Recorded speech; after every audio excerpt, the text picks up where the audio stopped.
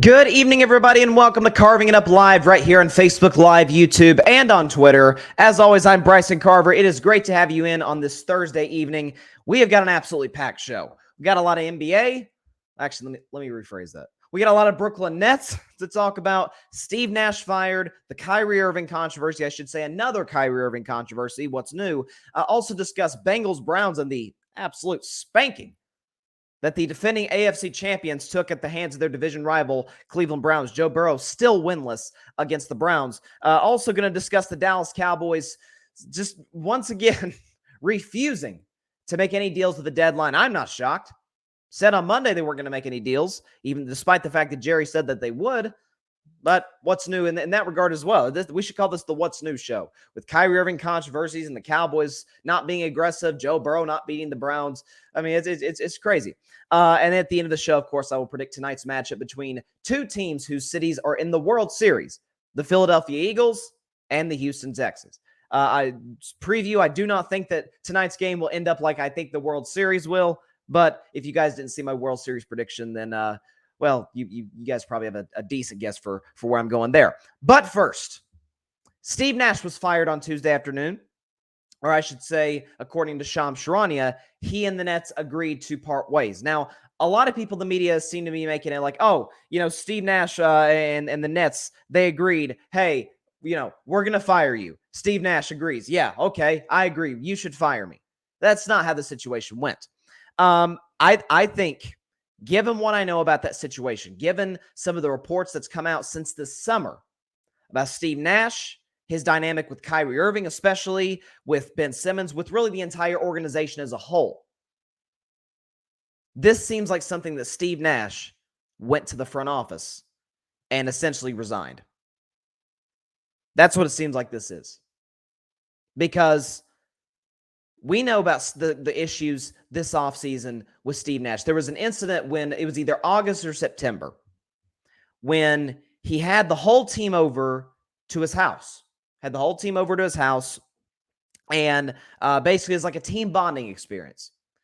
And Kyrie Irving reportedly disrespected Steve Nash in front of the whole team.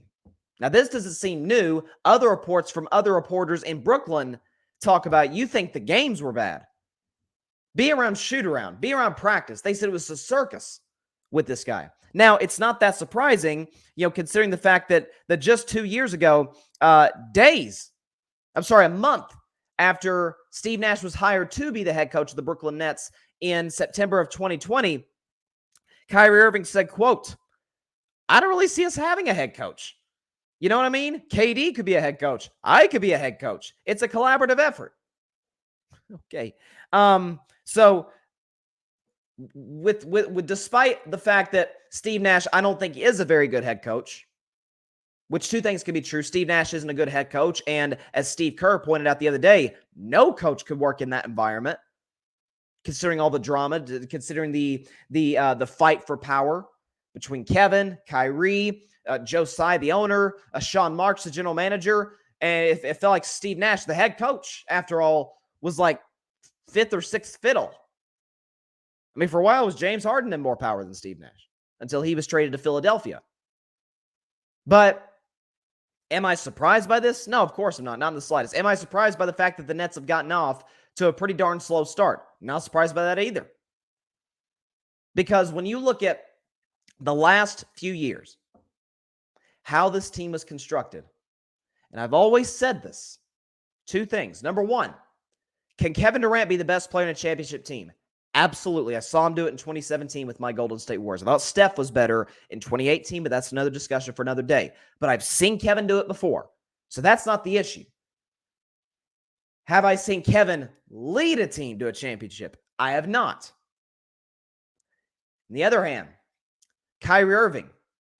I've always asked this question on my show for years. What is Kyrie Irving without LeBron James in his career? Take away the 3 straight finals appearances. Take away, which I've always given Kyrie credit for this, one of the most clutch shots in the history of basketball. Game 7 of the finals, 2016, score tied 89-89, 1 minute left. He hits a step-back 3 on Steph Curry, essentially the game-winning shot. Always giving him credit for that. And they made the finals again in 2017. What's Kyrie Irving without LeBron James? Because the first 3 years of his career, the Cavs sucked all three, didn't even sniff the playoffs. Kyrie was great, but that was about it. But then LeBron James shows up. They make the trade for Kevin Love. All of a sudden, they're in the NBA Finals 3 straight years. So he's traded to Boston. And in 2018, March of 2018, he suffers a season-ending injury. They're thinking, oh, man, the Celtics had a Kyrie, and, man, they were so close. They could have made a run to the finals. Oh, crap, they almost did. Game 7 against Cleveland. Nip and tuck game until LeBron James goes berserk in the last 3 minutes. And Jeff Green has a big Game 7 to eliminate the Celtics. But the baby Celtics, led by a 20-year-old Jason Tatum, led by Terry Rozier and Jaylen Brown, Al Horford, Marcus Smart, they almost take down LeBron without Kyrie Irving. Kyrie returns the following season. We're like, man, if they almost made it without him, imagine what they're going to do with him. Yeah, what they did with him, get gentlemen swept in the second round, and it wasn't even close by Milwaukee.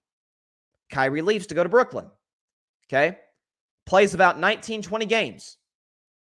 The Nets actually had a better winning percentage without him than with him. Got to the playoffs regardless of the fact that he barely played that season. Okay? You look at 2021 or 2020 through 21. What does Kyrie Irving do? What he always does. Some sort of controversy. Steps away from the team, doesn't tell anybody, just disappears until a reporter actually found him at a strip club. But be that as it may, 2 weeks off, doesn't tell anybody, just disappears. I've criticized Aaron Rodgers for that. At least Aaron Rodgers does that in the offseason. Doesn't do it in week 10, 11. Kyrie Irving did.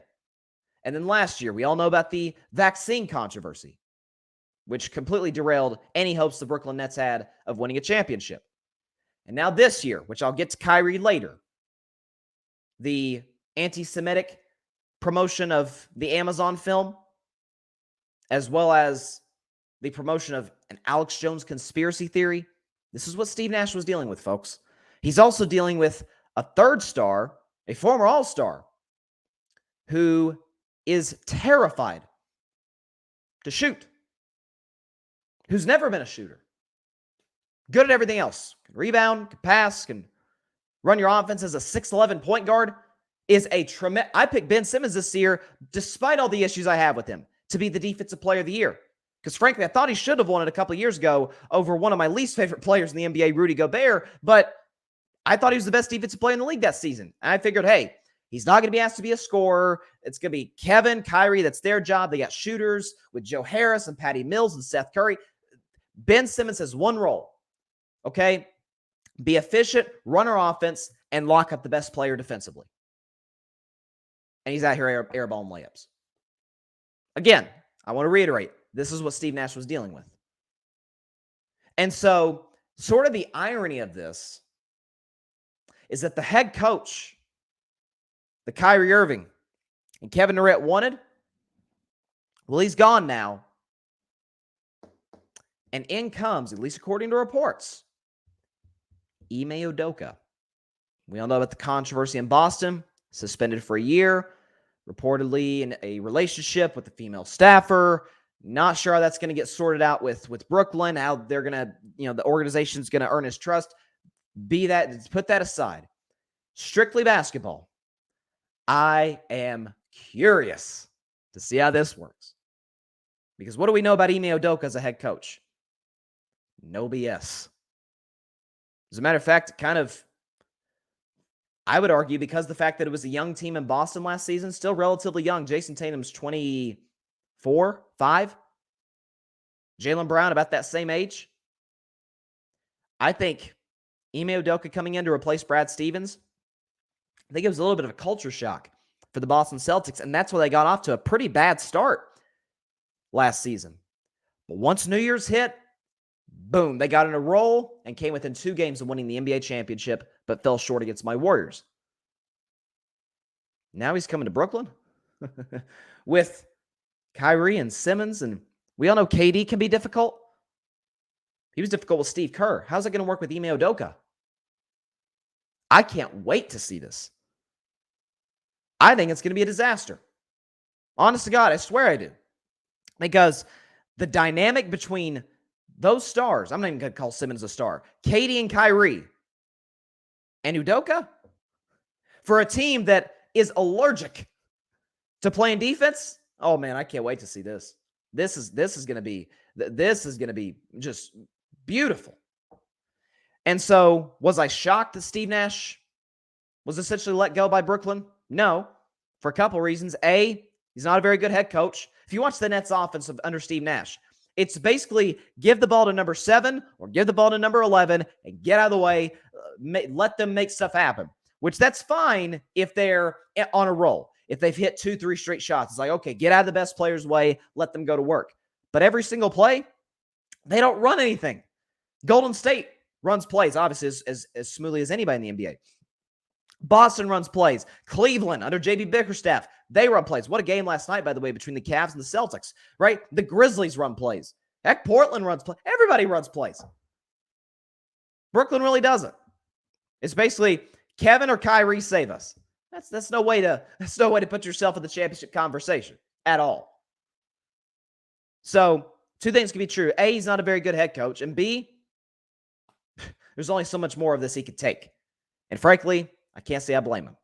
So this is going to be a really interesting dynamic going forward for the Brooklyn Nets with Ime Udoka. But it's something I was kind of disappointed in Kevin Durant in this regard, because he was doing a press conference after the Nets lost the other night, and they asked him about Steve Nash. Guy didn't even seem that disappointed. He didn't. He said, yeah, I just woke up after a nap and saw we fired him. And they said, well, were you shocked? Was it like kind of, how did you feel? He said, well, it's the business of the NBA. What? Look, I get KD was trying to get Steve Nash fired this offseason. It basically said it's either Nash or me. Remember the trade request during the summer?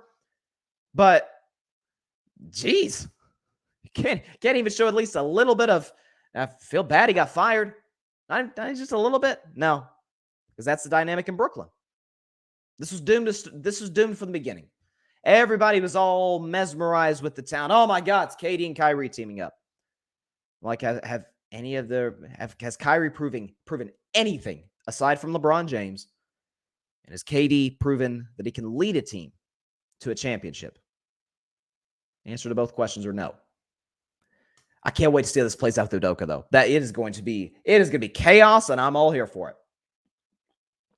But I'll tell you, though, when you look at Brooklyn compared to the rest of the NBA, it ain't even close. I mean, you look at Boston, looks great with, is it Joe Mazzulla? Is that their new head coach? I think that's his name. Who's done a tremendous job. Seemed like they haven't really missed a beat without Ime Udoka. We'll see if that continues to play out throughout the season. It is only November 3rd. We got a long season to go.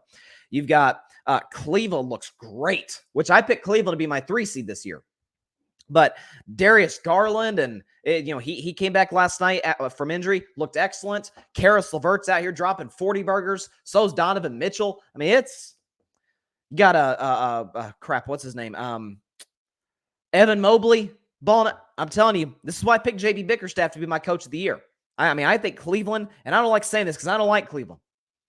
I don't like Cleveland sports. Don't like the Guardians, the Browns, the Cavs, especially the Cavs. Any of them. But I got to give credit where it's due. They look good. They look really good. And so expect the Cavs to continue to make this big jump this season. Whereas my Warriors, good night. Off to a 3-5 start. I'm not going to panic because it is the Warriors after all. We are 4-time NBA champions of the last 8 years, but jeez. It's just like I was talking about the Nets. It's like the Warriors are allergic to defense. It's hard to watch. But let me get a drink of water for this one because I'm going to need it for this segment. Kyrie Irving, basketball player for the Brooklyn Nets, 12th year in the NBA. Phenomenal talent. I want to get that out of the way first. Phenomenal talent. But he's in trouble again. Are we surprised? So, weeks ago, Kyrie Irving was on his social media platforms talking about an Alex Jones conspiracy theory from the 90s about some sort of secret society, which, by the way, folks, has been debunked numerous times. That aside. So he promotes an Alex Jones conspiracy theory. I don't want to get too far into that, frankly, disgusting human being too much today. And then the other day, he promotes an anti-Semitic film. People are like, well, why is it anti-Semitic? It's a good question. Listen, we should all ask questions about this stuff. You look at this movie, which is, by the way, based off of a book. It's a 2018 film directed by Ronald Dalton Jr. It's called Hebrews to Negroes. That's what the book is called. The 2018 film is based upon a 2015 book of the same name, and a description for the film states that it, quote, uncovers the true identity of the children of Israel, while a similar one for the book reads, quote, since the European and Arab slave traders stepped foot into Africa, blacks have been told lies about their heritage. Both suggest Hebrews to Negroes espouse ideas in line with the more extreme factions of the black Hebrew Israelites, which have a long history of misogyny, homophobia, xenophobia, Islamophobia, and especially anti-Semitism. Let's see. Yeah, this says, at one point in the purported documentary Irving shared, Dalton, who also narrates the film, brings up, quote, the real truth about the slave trades. He claims that when teaching slavery, schools don't mention the involvement of the Catholic Church, Arab, East African, or Islamic slave traders, or the Jewish slave ships that brought our West African Negro or Bantu ancestors to slave ports owned by Jews. Also, it has a quote by none other, a false quote, by the way, but albeit a quote by one Adolf Hitler. And it was Kyrie Irving who put this film on his IG stories. I don't know if he posted on his Twitter. I didn't check his Twitter, but it was on his Instagram stories the other day. And he got into this like big back and forth argument with Nick Friedel, who's an NBA reporter, does a great job going back and forth. And Nick Friedel said, why are you promoting this? You can look this clip up on YouTube, folks. Nick Friedel's like, why are you promoting this? And Kyrie's like, I'm not promoting anything. I'm just sharing it on social media. He said, yeah, but you have a big platform, Kyrie, so you putting something this controversial on social media with all the millions of followers you have sounds like you're promoting it. He's like, no, you're just trying to create some false narrative about me. It's like, dude, that is exactly what you're doing. And so, first of all, I want to, before I can get to Kyrie specifically, I have always said that I think Adam Silver is the best commissioner in sports. I like Goodell more than most, and I think I, like everybody else, do not like Rob Manfred. Adam Silver, to me, in terms of growing the NBA worldwide, in terms of growing the league, in terms of the player empowerment, in terms of some of the changes he's made. By the way, one of the newer changes he made, play-in tournament. I think it's great. We all love the play-in tournament. 2 years in. Adam Silver dropped the ball on this one. Big time. Because Kyrie Irving promotes these anti-Semitic beliefs. By the way, similar to that of Kanye West. Didn't go as strong as Kanye, but along the same lines. Adam Silver, as Charles Barkley so eloquently pointed out on Inside the NBA the other day, himself is Jewish. How Kyrie Irving did not get suspended is unknown to me. Because if we are going to stand for all types of hate, we got to include anti-Semitism in there, whether it be racism or xenophobia, homophobia, all of it. If we are criticizing one's religion, which, by the way, Kyrie Irving is, it's unacceptable. Any way, shape, or form. I'm not Jewish, but as Ben Franklin once pointed out, over 250 years ago, justice will not be served until those who are unaffected are as outraged as those who are affected. How Kyrie Irving was not suspended for this is unbelievable to me. I mean, even fined. If you don't want to suspend it, okay, fine him. You just fined Anthony Edwards this summer for using a homophobic slur. Got no problem with it. But he should have been fined. But why not Kyrie? Is it because he's the vice president of the Players Association? Which, by the way, players, this is your vice president? CJ McCollum, I believe, is the president of the Players Association, does a tremendous job. CJ McCollum is tremendous. He's excellent. And this is who they voted as VP? But that aside, it's a Kyrie specifically. It's Kyrie specifically. I want to start with his with the Alex Jones situation, the Alex Jones conspiracy. And he was talking about, I don't stand with what Alex Jones said in regards to the trial that he just had with the Sandy Hook families and this and that. Well, I hate to break it to you, Kyrie, but when you are promoting the belief, even if it's just one, of a highly controversial figure, which Alex Jones is, not just, heck, controversial is not even scratching the surface of this idiot. That's what he is. He's an idiot. He's a loser. He's a loser. He's crazy. But if you promote even one belief, that would be like if I went on social media and I, sort of similar to what Kyrie did, but if I put one of Hitler's writings on social media, well, that's kind of promoting Hitler, guys. I hate to break it to you, but that's, if you promote one thing from a controversial figure, that implies that you promote everything that they believe. And when it's a figure like an Alex Jones, and Kyrie, by the way, doubled down on it. He was talking about Alex Jones in the 90s, was talking about secret societies. And by the way, he was correct. These are Kyrie's own words, not mine. This guy doesn't get it.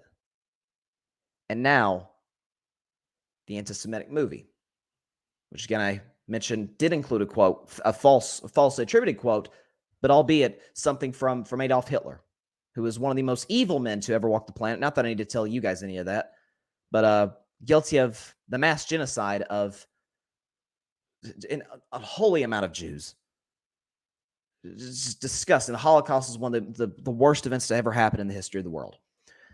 But what bothers me the most about this, it's the same thing that bothers me about the whole Kanye West situation, is these are men with very big platforms who have a lot of followers, especially Kanye, but Kyrie has his fan base as well. Kyrie, by the way, in that press conference I mentioned, said himself, I got an army. Now, I'm not sure what that's supposed to mean, but honestly, Kyrie kind of does. Check his social media. Yeah, it's kind of like AB in some ways. Yeah, you're right, AB. Tell him, Kyrie, you're sticking up against the media and this and that. It's the same thing, same dynamic. And when you have Kanye saying what he said and Kyrie saying what he said, you've got these anti-Semitic posters in Jacksonville outside of the Florida versus Georgia football game on Saturday. When you have Kanye or Kyrie were right about the Jews. You know how dangerous that is?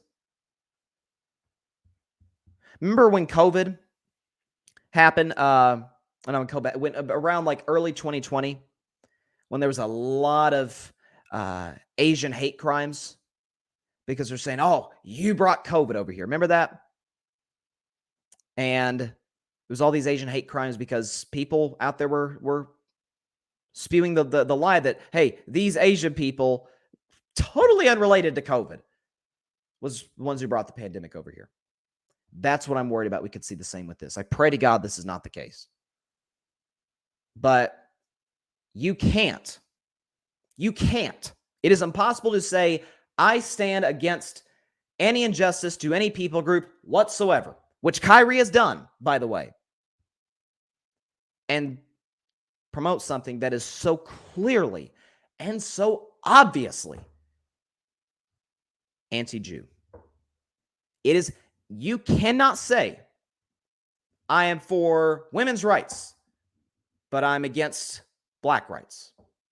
I'm for black rights, but I'm against LGBTQ plus rights. I'm for LGBTQ plus rights, but I'm against the Jewish community. You can't do it. You can't. If you're against injustice, it's got to be everybody. You got to include everybody. And the fact that we live in a society that is so, I've heard it dubbed before, post-truth. We're just anybody. It doesn't matter whether it involves politics, religion, just pop culture. It doesn't matter. Some doofus can just go on Twitter, say whatever he or she wants to say, and half the people think it's true. A lot of people are with Kyrie on this. Say, hey, you're right, Kyrie, just because it's Kyrie Irving. They're not thinking for themselves. They're not actually doing the research into history, into what this book and this movie says and misrepresents history. It's frustrating. The fact that we do live in a society that is so not just polarized, but so anti-fact. I mean, there's nothing in this book that is even remotely true, or movie, what Kyrie is promoting. And the fact that he's going out here spewing this, despite, saying years ago, the earth is flat. And then the anti-vax stance, which cost his team an opportunity to win a championship. I've always compared him to Andrew Wiggins. Andrew Wiggins did not want to get vaccinated against COVID. The San Francisco law said, okay, if you don't get vaccinated against COVID, you can't play home games. And he was like, I want to do it, but I want to win a championship. Today, Andrew Wiggins sits with a championship ring. Kyrie's Nets got swept in the first round. The only team in the whole playoffs to not win a single postseason game. So, enough. It's like when I heard a lot of people coming into the season, a lot of people, credible sources, by the way, talk about, this is a contract year for Kyrie Irving, right? He's going to be a free agent next year. He's due for possibly a big payday. He is on his best behavior. I said, well, he may be now, but I'll believe it when I see it. You're telling me he's going to be, he's going to be cool for a whole season, 82 games, and then however long the Nets postseason run lasts, should they get there? I have a hard time believing that. It's kind of like the serial cheater. Keeps cheating on his woman over and over and over. And then for a while there, he's faithful, he's loyal, maybe he's good with the kids and whatnot. The woman says, he's changed. No, he hasn't. What does his history tell you? What does Kyrie Irving's history tell you? First of all, it tells you he's anti-fact. We can talk about he's anti-Semitic, which clearly, he is. You don't promote a film like this and then say I'm anti-Semitic. That would be like if somebody had promoted the film The Birth of a Nation. I'm pretty sure that's what the movie's called, The Birth of a Nation, which unfortunately one of our former presidents, Woodrow Wilson, over 100 years ago played in the White House, which is obviously extremely racist. Extremely racist. And if someone promoted that film, I'm not racist. Yeah, buddy, you're racist if you're promoting a film like that. Like we shouldn't even have to question that. Kyrie's anti-Semitic. He's made that very clear. And when you are somebody with the platform that he has, it's when you're promoting, you're promoting this. You're promoting this. Millions upon millions of people saw that on his social media. He's promoting it. So Kyrie's anti-fact. We knew that. He's anti-Semitic. And he is a cancer to a basketball team. Everywhere he goes. Despite his undeniable talent. I have always said this about Kyrie Irving. He's got the greatest handle of anybody I've ever seen. I've never seen in my life a guy who can handle the basketball better than one Kyrie Irving. Never. Yet he makes teams worse. Check his history. In Cleveland, definitely in Boston, and in Brooklyn. And frankly, I'm just going to go and say this. Given his history, he's a bad guy. Saw how he dealt with Steve Nash, how he dealt with his teammates in Boston, how even LeBron could not stand him at the end in Cleveland, as well as his off-court stuff. Kyrie's a bad guy. You can't continuously, over and over and over do these things, and we're like, he's because I've said for years, Kyrie's got a good heart. Nah, I'm off that position. I'm out. Can't stand against injustice. if you're not willing to stand against all injustices, anti-Semitism included. I'm sure there's some comments in the comments section. I would love to respond to them. Unfortunately, the show is not live today. I'm doing the show in the morning. So if there's any breaking news, anything crazy that happened, which the trade deadline just passed on Tuesday, and it was an active trade deadline, which I'm about to talk about the Cowboys in just a second, who were not active. But if there's any comments right now, wish I could get to them, wish I could respond to them. But like I said, the show's not live. So if there's something major in the world of sports that has happened, as I always say, I am aware of it, just not at the time that you are watching me right now, if that makes any sense. But I don't think that this has got to be the first time. Matter of fact, I'm almost certain that it is. This has got to be the first time in the entire football season that I have not had a football topic until the third segment. But it is only fitting that it involves the Dallas Cowboys. Only fitting that it involves America's team. How about them Cowboys? Yeah! How about them Cowboys, who once again did not make a deal at the trade deadline? So, first of all, I called this. I'm not even going to give myself a whole lot of credit for calling this because it's kind of obvious because they never do it. But after the Cowboys walloped the Chicago Bears 49-29 on Sunday afternoon, Jerry Jones in his post-game press conference, as if he were a player or a coach, which all owners do. But Jerry Jones was talking about, they're asked about, hey, the trade deadline is in basically 48 hours. You guys going to be aggressive? You guys going to make any deals? Jerry said, yeah, well, we're going to make some deals. We're going to be aggressive. 48 hours later, nothing. This is Jerry is. This is who the Cowboys are. And they tried, it's the PR. They're trying to cover their butts. Because the report, came out. It might have been from Ed Werder. I'm not 100% sure on that. But the report came out. They were this close to making a deal for Brandon Cooks, who's the speedster from the Houston Texans. But they were just deterred from the fact that he was going to make $18 million guaranteed next year. Oh, I hate to hear that. This is what I get a kick out of. It's the same reason Cowboys in March, Von Miller was available. Two-time Super Bowl champion, Super Bowl MVP, back in Super Bowl 50 with the Denver Broncos, won a Super Bowl with the Rams this past February. He's available on the market, free agent. Said himself, I want to go to Dallas. He's from Texas, played college football at Texas A&M. He wanted to go there. Jerry wasn't willing to pay him the money that the Bills were. And what I get a kick out of is that you got a lot of people out there blaming Dak Prescott.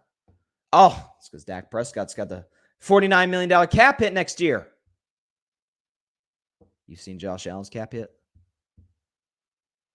Stephon Diggs' cap hit? They're going to have to pay Tre'Davious White if they haven't already. All these different pieces in Buffalo. And they still found the space to go pay Von Miller. In LA with the Rams last year, they were paying Stafford, and they were paying Kupp, and they were paying Donald, and they were paying Ramsey. And so let's go get Von Miller. That worked. Let's go get OBJ. Let's go get Odell. Help us win a Super Bowl. How'd that work? You can manipulate the cap, and it's harder, obviously, in the NFL and the NBA because it's a hard cap. You can manipulate it any way you want. You can convert stuff into a signing bonus. You can do whatever you wish with the cap. Apparently, they are completely incapable of doing that in Dallas, Texas. Because one man, Gerald Wayne Jones Jr., for whatever reason, I think I know why. I'll share my theory for it in just a second. But in the last quarter century, really hasn't made any big splashes in free agency. You know what I think that is? Because we know when you're a man as powerful as Jerry Jones, and he is arguably the second most powerful man in the NFL to Roger Goodell. You could put Bob Kraft in that category, but really the reason the owners listen to Bob Kraft is because his team was winning the Super Bowl every other year. Okay, they won 6 titles in 2 decades. They're going to listen to Bob Kraft. Jerry Jones, on the other hand, it's strictly business. right? The Cowboys are the most valuable sports franchise, not just the NFL, but the whole wide world. They're going to listen to him, what he says. And for good reason, by the way. Jerry Jones is, as you know, some things Jerry has done is proposed to the owners and the NFL. I'm all for moving a team to Los Angeles. That was Jerry's idea. He said, let's move the Rams to Los Angeles. How great's that been? No offense to the great city of St. Louis. It's a great city, but the Rams belong in Los Angeles. Okay, they've been to 2 Super Bowls. They won 1. It's totally changed the culture of that franchise and the trajectory of that franchise. Okay, protecting quarterbacks. Now, I think the NFL has gone too far in protecting quarterbacks, but that was Jerry's idea. He's like, man, the quarterbacks are the moneymakers. That they are the biggest reason that eyeballs are glued to the TV every Sunday afternoon. We got to make sure that they're protected. It was Jerry's idea. Give him kudos. I think the NFL's gone too far, but I get the gist of it. But when it comes to building a championship contender, he's completely incapable. Why is that? Because in Jerry's mind, there's one way to do it. The draft. Now, the draft has its value, without a doubt. Okay, I'm not saying that you should just ignore the draft, not develop any players, because Dallas, by the way, has done a pretty good job of that. Zeke, good pick. Dak, especially in the 4th round, great pick. Micah Parsons, phenomenal pick. Trayvon Diggs, excellent pick. They've done a good job. By the way, years ago, they had the best offensive line in football, all with guys they drafted. So, man, props to the Cowboys, mostly props to Will McClay, because he's basically kind of the draft expert, not Jerry or Steven. But, props to the Cowboys for developing the guys that they have. However, you need to add a piece here or there. You know why I think Jerry won't do that? I've got a theory for why. Because when Jerry's guys succeed, it's different than if, let's just say the Cowboys, for the sake of argument, brought in Bradley Chubb. By the way, congrats to Bradley Chubb. Got his money today for the Miami Dolphins after getting traded from Denver. But let's say they traded for Bradley Chubb. And Bradley Chubb went out and was as impactful to the Cowboys defense as Charles Haley was in the 1990s. It doesn't hold the same weight with Jerry, because everybody knew Bradley Chubb was good. We knew he was a great pass rusher. That's why the Dolphins went out and got him, and now this morning gave him a big contract. Everybody knows Bradley Chubb's good. Coming in the draft, no, we didn't know if Zeke would pan out. He probably would. He's the 4th pick, but nobody knows for certain with any draft pick. Okay, Micah Parsons, I don't know. He didn't play college football in 2020. It's taking a big risk. Trayvon Diggs, he gets beat deep a lot. Dak Prescott, 4th rounder. We don't know. But when they pan out, Jerry wants to take all the credit. That's my guy. I found him. You say, well, Bryson, what about Amari Cooper? They made the big deal for Amari Cooper back in 2018. I'm glad you mentioned that. And I always point this out to Cowboys fans when they say, Amari saved Dak. Amari is the guy who got Dak his money. Are we sure Dak isn't the guy who got Amari his money as well? Amari Cooper threw 6 games as an Oakland Raider at the time, before he was traded to the Dallas Cowboys. Did not even have 200 yards receiving. That's what Derek Carr is as quarterback. Did not even have 200 yards receiving through the first part of the season. He joins Dak. He has over 1,000. But nobody wanted Amari Cooper. And so the Cowboys said, okay, we'll get him. And when Amari Cooper pans out in Dallas, unlike the way he did in 2018 with the Raiders, Jerry's going to take the credit. That's how it goes. And so when I see that the Cowboys did not make a deal for Brandon Cooks, we know Brandon Cooks is good. We know Brandon Cooks is one of the fastest players in the NFL. And Jerry's not willing to risk that, because by trading draft picks to Houston, that would also mean that, hey, that is probably 2 draft picks, probably not 3, 2 draft picks, 2 guys that I'll never get to see pan out and me get the credit for. Jerry's a smart man. Make no mistake about it. Jerry's a very smart businessman. You're not a multi-billionaire if you're not. He knows exactly what he's doing. Jerry, I believe, does want to win a Super Bowl. Unlike some other owners. There's plenty of owners in sports where, like, they don't care. They're just they're in it for the money. They don't want to win. They're not like a Joe Lacob in Golden State or a Steve Ballmer with the Clippers or a Steve Bisciotti with the Ravens or Stan Kroenke with the Rams. No, those owners want to win championships. I believe Jerry does want to win a Super Bowl. So long as it's his way. If it's his way, he cool with it. So that's what I just love about this whole situation. The fact that, and I feel bad for Cowboys fans. I genuinely feel bad for Cowboys fans out there who every year at the trade deadline and every year in free agency are just waiting. We got the cap space to do it. We can manipulate the cap a little bit. Rams do it. Ravens do it. Bills do it. Chiefs do it. We can't do it. Why can't we do it? The money, trust me, folks, had zero to do with this. This isn't because Dak Prescott makes $40 million a year or because Jerry didn't want to pay the $18 million for Brandon Cooks. It has to do with the fact simply Jerry wants to win with his guys. And if it's not his guys, if it's not homegrown talent, by the way, you said that's kind of an outlandish claim, Bryson. Is it? Look at the Cowboys front office. They're either their last names are Jones or they are in some way, shape, or form involved with the Dallas Cowboys in the past. Folks, I've criticized the Lakers for this.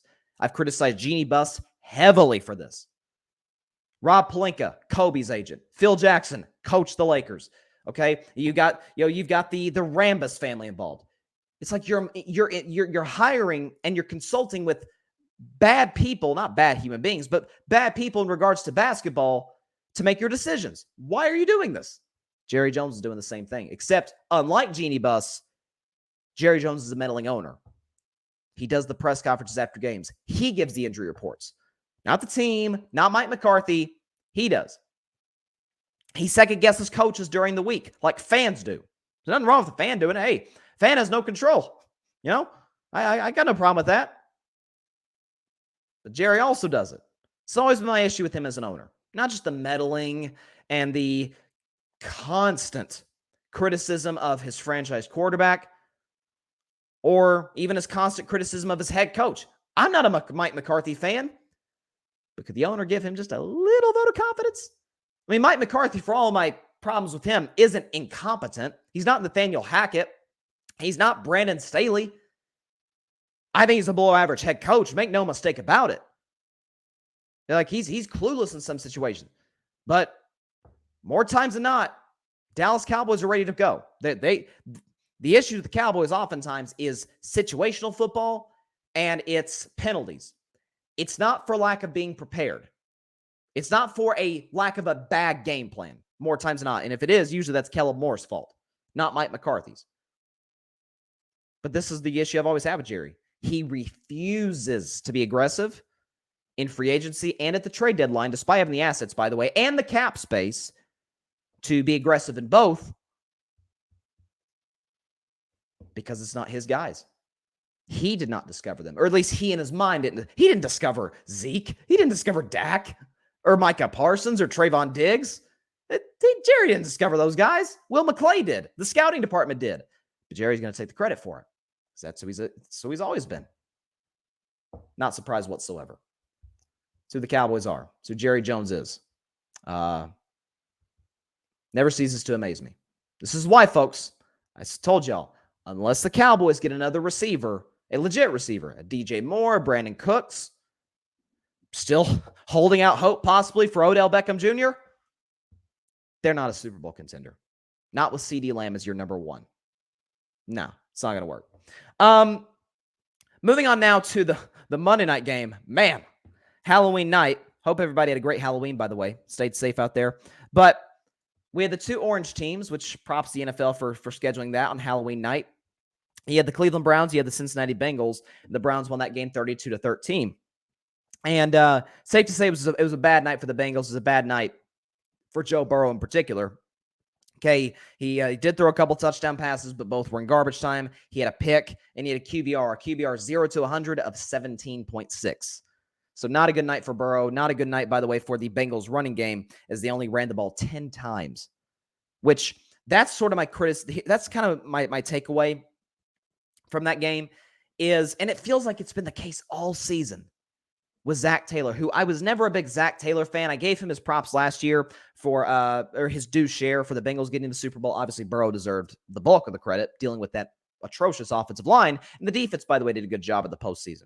But I gave Zac Taylor's props because I was like, you know what? They're not a heavily penalized team. They don't seem out-schemed by the likes of Andy Reid or Mike Vrabel or even by a Sean McVay in the Super Bowl, right? That the Super Bowl came down to the last minute. It's not for lack of preparation. It's just I don't know if he's the right man for the job. I don't know if he's the guy that can help the Bengals go over the top. I don't know what that game plan was. You're like, well, the Browns blew him out, so the Bengals couldn't really run the ball. If you watch that game, Cincinnati's defense got a couple turnovers. The score at halftime was 11-0. It was totally in reach for Cincinnati, without a question. And without Jamar Chase, nonetheless. So you know your number one receiver's gone. Yes, you have T. Higgins. Yes, you have Tyler Boyd. Yes, you have Hayden Hurst. Rely on Joe Mixon at least a little bit. We know what this guy's capable of. He's a 1,000-yard running back every year. Your offensive line, for as bad as it has been in pass protection, it was bad again on Monday night against the likes of Myles Garrett and company. It's pretty good in the run game. Now, it's obviously, anyone who knows offensive line play knows that it's obviously harder to pass protect than the run block. But nevertheless, commit to the run. Commit to the run with Joe Mixon. Eat clock. See if you can't build a lead. Make Jacoby Brissett beat you with his arm. Didn't have to. You look at the Browns, on the other hand, we obviously know are a heavy run team because they have the likes of Nick Chubb and a tremendous offensive line. Ran for $172. Nick Chubb, by the way, had 23 carries, had a couple touchdowns, over 100 yards. That's what it came down to. Is the fact that, Joe Burrow wasn't bad. He wasn't great. He had a QBR of 17. He wasn't great. But relying on your running game, setting up a second and short, third and short, or even second and third and manageable. Right? Obviously, Burrow had the turnover earlier. But Cincinnati gets 2 turnovers in that first half. One off of a monster hit on Jacoby Brissett. I forgot to pick that off. I don't think it was Von Bell. I forgot who it was who intercepted that pass for Cincinnati. But it was Kevin Stefanski, who I think Kevin Stefanski is an excellent head coach. I really do. Heck, he just won Coach of the Year 2 years ago. That was a coaching masterclass against the likes of Zac Taylor. Wow, that was bad. So listen. I said Cincinnati would not win their division. I picked Baltimore to win the AFC North, Cincinnati to get to the playoffs, and then lose in the first round. But if this continues, and you look at Cincinnati's schedule moving forward, it's not exactly a cupcake, folks. If you look at Cincinnati's schedule moving forward, okay, they got Carolina this week. They should win that. Go to Pittsburgh. Now, Cincinnati's better than Pittsburgh, but that is Mike Tomlin. Okay? They go to Tennessee, Mike Vrabel. They got a home game against the Chiefs, Andy Reid. They got a home game against the Browns, Kevin Stefanski. Road game at Tampa Bay, Todd Bowles. Road game at New England, Bill Belichick. Home game, Sean McDermott. And then the last game of the year is against the Ravens, which is obviously John Harbaugh. That could decide the division. Man, it feels like the Bengals are at a coaching mismatch in almost all of those games. And that can cost you in the end. So this is something that I want to just go and put this out there. This could be something that the Bengals need to be worried about moving forward. Is if they're not committed to the run with Jamar Chase out, and if they're having to play from behind constantly, because listen, they made that big comeback against Kansas City. That felt to more like me. If you watch that game, Mahomes was careless with the football. Right, the play calling was suspect, especially late in the first half for Kansas City. That felt like it was more Kansas City letting Cincinnati back in the game as opposed to Cincinnati coming back to win the game, which they did. Give them props. But it felt like it was more what Kansas City didn't do as opposed to what Cincinnati did do. And so when you have a situation where you're going to be down in some of these games, you've got the quarterback to come back. Nobody's doubting Joe Burrow. But every great quarterback, I don't care who you are, needs at least a little bit of support from the run game. At least a little bit. And Joe Burrow did not get an ounce on Monday night. So, listen, Cincinnati should get right. get back to a winning record on Sunday. They face Carolina. Carolina's kind of they're down in the dumps after how that Atlanta game turned out there in the end. But Cincinnati should win that game. And what's the line for that? Bengals are favored -7. Okay, so that feels about right. They should be favored to beat Carolina. But this feels once again like Zac Taylor was out schemed. Like he was against Mike McCarthy in week 2. He was, John Harbaugh coached in clinic, despite the fact Lamar Jackson did not play well in that game. John Harbaugh constantly putting his guys in position to succeed. Zac Taylor did not in that game. I think it was week 5, if I'm not mistaken. So watch out for this moving forward if you're a Cincinnati Bengals fan. That's all I'll say. But we do have a game tonight. Week 9 begins in the NFL. We got, excuse me. The irony of it, by the way, what a World Series we got going on. You got I said Houston would take 2 of 3 in Philadelphia. They'd take 2 of the 3 games. Well, Philadelphia, on the backs of multiple home runs, I think it was 5 home runs on the night in Game 3 against the Astros, won convincingly 7-0. And they had last night where the Astros pitched the first combined no-hitter in World Series history. 4 pitchers combined to do it. Props to all of them. Astros won that game 5-0. And so now we got the pivotal Game 5. We know in the NBA, winner of Game 5 in a 2-2 series wins the series like 80-something% of the time. I don't know what the percentage is for baseball, but it's got to be right in that ballpark. So it's the big one tonight. Verlander's on the mound for the Astros. Let's see who's on the mound for Philadelphia. Got Verlander for Houston. Syndergaard on the mound for Philadelphia. Verlander scares me in the postseason. Verlander scares me in the World Series, more specifically. But Houston did build a 5-0 lead in Game 1. They should be up 3-1 in this series. This should be a do-or-die game for Philadelphia. It's not. That's how it goes sometimes in baseball. Give me the Astros tonight. I said Astros it would be a split through the first 2 games. That's exactly what happened. Astros would take 2 of the next 3. We'll see if that happens tonight. Everybody's going to count Philadelphia out in Game 6 on the road in Houston. I think Philly wins Game 6. Houston wins the World Series in Game 7. That was what I predicted before the series started, and I'm still holding tight. It's Kyle Tucker winning the World Series MVP. I'm still holding tight to that. But anyways, the 2 World Series cities, ironically, right in the middle of the biggest game of the World Series, Game 5, play tonight. The Philadelphia Eagles and the Houston Texans. So you're looking at this game tonight. Philadelphia is favored at -13.5. So obviously Vegas loves the Eagles in this situation. Can't say I blame. Last undefeated team left. Just winning games convincing. Beat Pittsburgh to a pulp last week. Just smoked them. Now obviously you have the matchup advantage. The fact that you have the likes of Jalen Hurts as opposed to Kenny Pickett. The fact that I think the receiving cores are actually pretty even. I think Pittsburgh's is very good. They just don't have the quarterback as of right now to get them the football to make plays. And they don't have the offensive line to give the quarterback time to get them the football to make plays. But for Philadelphia right now, they're playing tremendous complementary football. They're getting turnovers defensively. They lead the NFL in takeaways. Darius Slay has been unbelievable. James Bradberry, one of the better free agent pickups from this offseason, has been excellent. Philadelphia's gotten pressure on the quarterback, and that's to me where the game is won. I don't think Philadelphia is going to necessarily put on like a fireworks show on Houston. I don't think it's going to be like a 40-something to 12 or something like that. But I do look at it and I say, okay, Houston got one of the worst offensive lines in football. This feels like a game Houston's defense keeps them in it for a while. Keep in mind, Malik Willis for the Titans on Sunday completed 6 passes. Okay, so, part of that was because they were committed to the run with Derrick Henry. But the pass game hasn't killed Houston. It's been the running game. Well, that's not very good because Jalen Hurts can run the football. You have their numerous other running backs that can, Miles Sanders, everybody can run it right down the throat of that Houston defense. That, to me, is where the game is decided. This feels like a time of possession battle that I think the Eagles will win, and I think that they will win this game. I don't have them covering the spread. 13.5 feels like a lot.